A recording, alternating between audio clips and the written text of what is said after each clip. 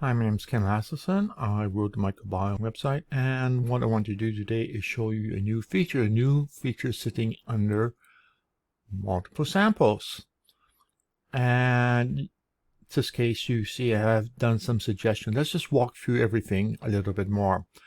Suppose you are there and decide to go in and take a look at sample, let's say to sample, and you say, okay, what I want to do is I have MECFS, and voila, we go through, we go back and change microbiome, and we happen to have post-exertional release. Click that one and go back, and we have mast cell issue which has come up with that, and go back. Now if I go over to multiple samples,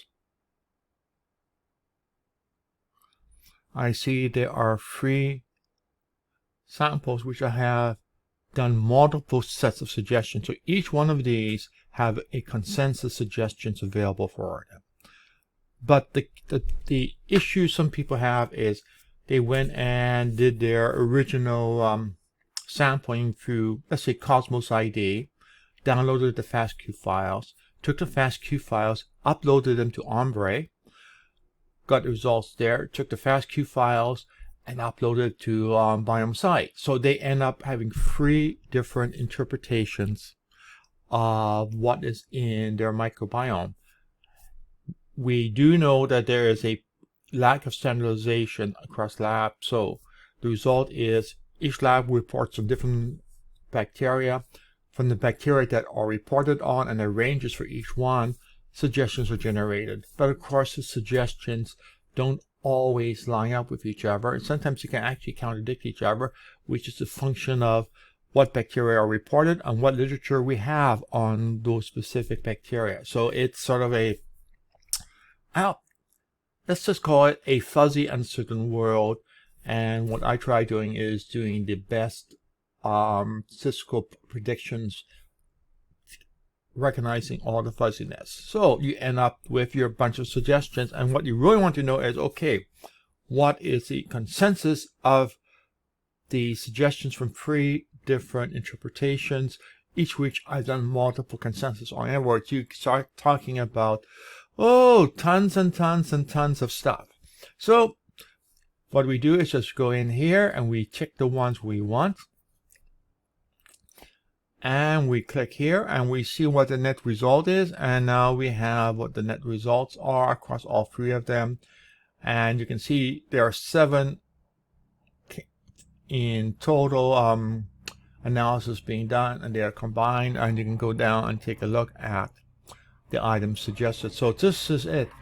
Remember, the purpose of the consensus is to generally find the safest items which has a positive benefit.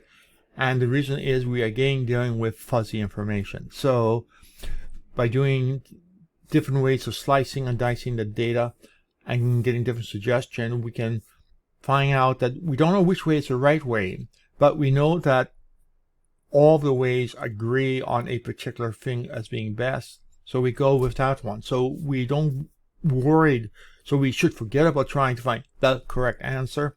And we simply say, okay, consensus is that these are the safest things, and go with it. So, example here, we have a bunch of 7s, and so on and so on and so on, and we've got 406 pages, 406 entries to it. So it's sitting there. So that's basically it. I'm going to go in and of course do all the usual. You can go in and click probiotics and see which probiotics are the most recommended. For example, those 2 which are there, and then we have another E. coli probiotic. So we have 2 different E. coli probiotics are on the short list.